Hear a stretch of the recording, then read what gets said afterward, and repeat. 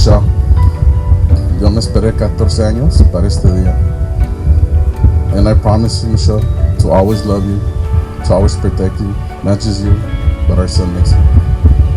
And always be here for you no matter what, till the day I die. I love you, Michelle, and you look really beautiful today.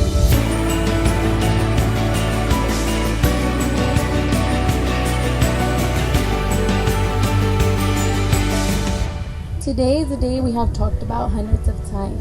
Today I finally get to marry my best friend. I am excited for our happily ever after. I know it won't be easy as in a fairy tale, but if I had to pick anyone to get through the good or the bad, I would always pick you. And I love you.